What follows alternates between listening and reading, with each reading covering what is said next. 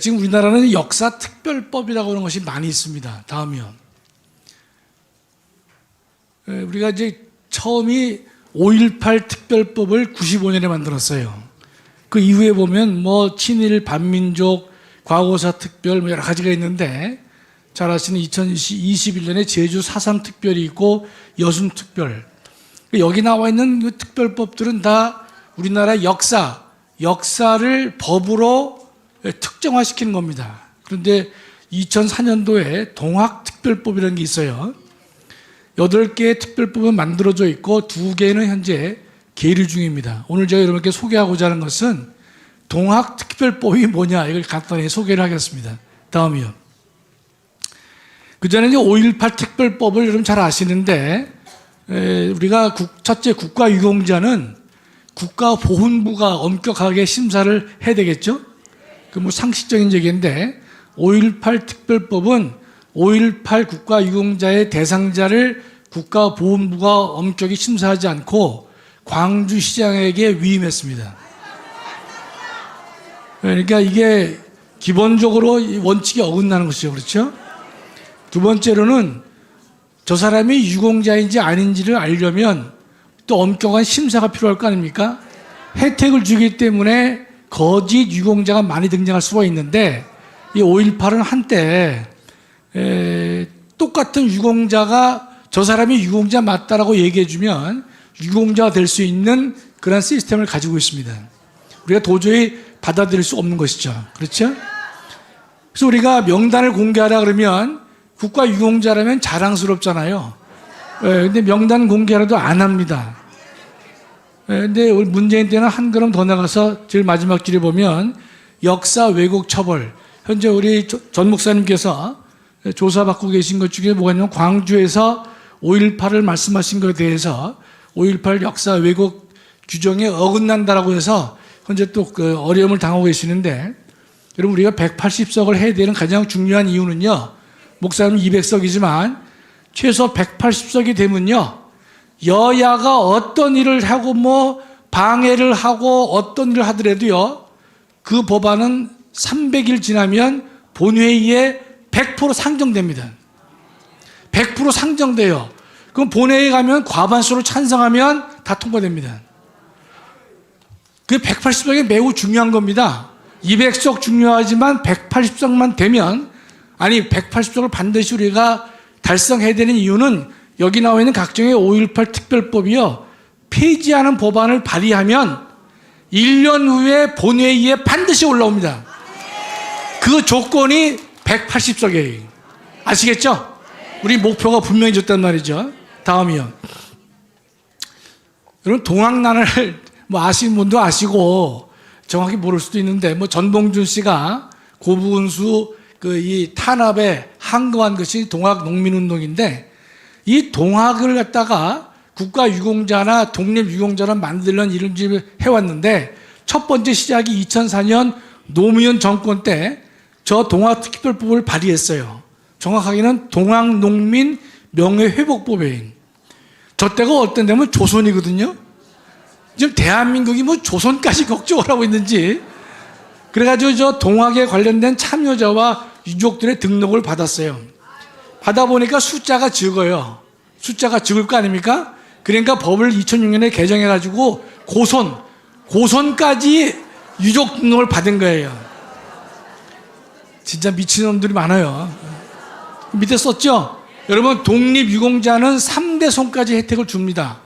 국가유공자는 자녀까지만 주고 독립유공자는 3대까지 혜택을 주는데 이 법은요 5대 손까지 했어요.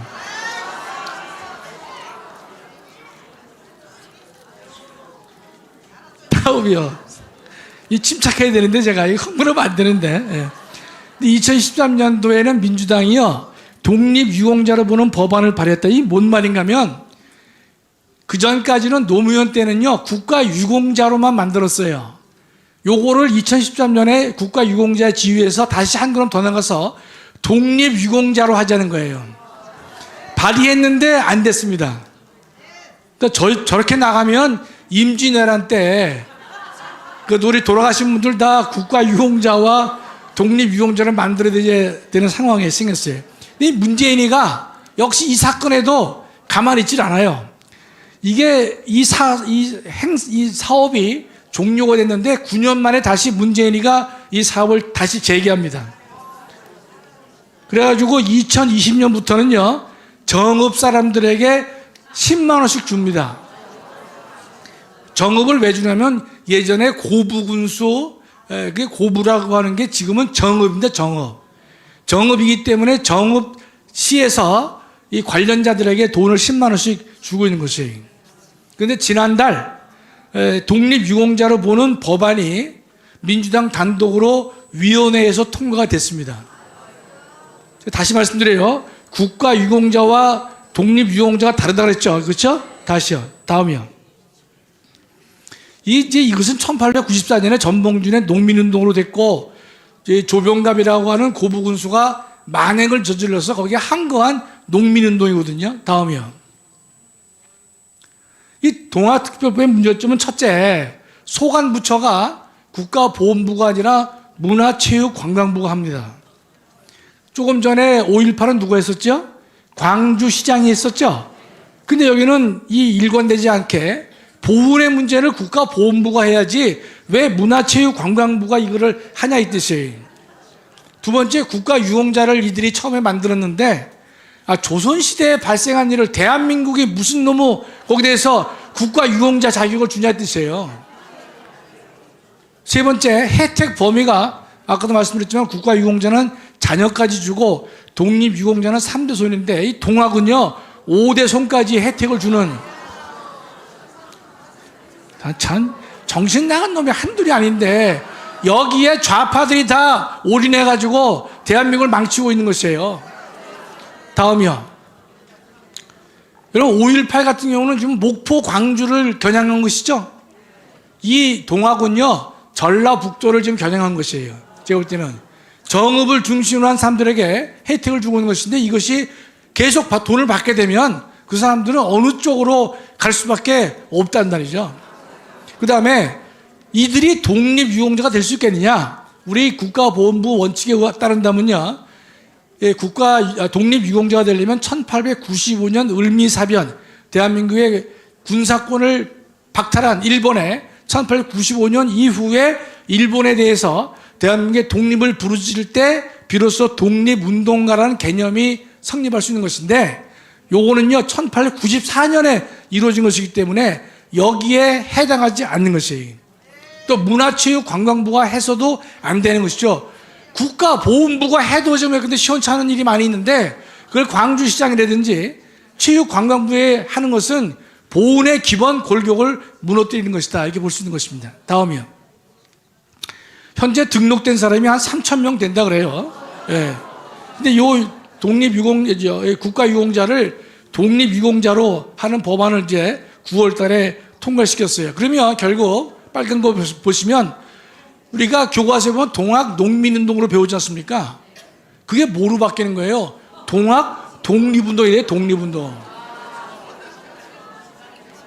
이 독립유공자가 되면 지금 보면 취업과 교육과 의료 혜택을 주게 되어 있습니다. 그러니까 3,196명인데 여기 대해서 이 혜택을 주지요? 이 사람들은 다 누굴 찍겠습니까? 문재인이나 이재명을 찍는 거예요. 근데 이 인간들이 여기서 끝나지 않습니다. 또 몇 년 지나면요, 또 이 추가로 모집해, 추가로 모집하면 또 나타나요. 5.18이 계속 그렇게 한 거 아닙니까? 전광훈 목사님도 전봉준 씨에 뭐가 되지 않을까 싶은데.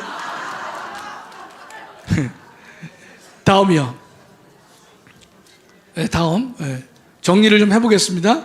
지금 이제 국가유공자의 유족에게는 7만 원 수당을 주거든요. 국가유공자 유족.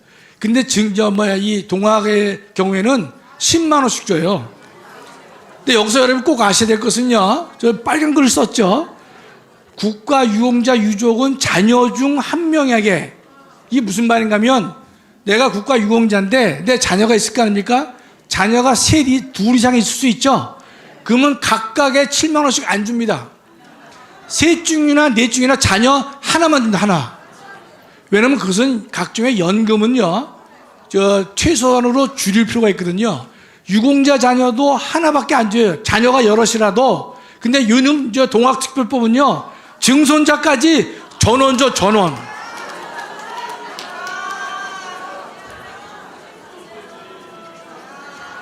근데 그 대상이 어디까지 늘어났어요? 고손까지.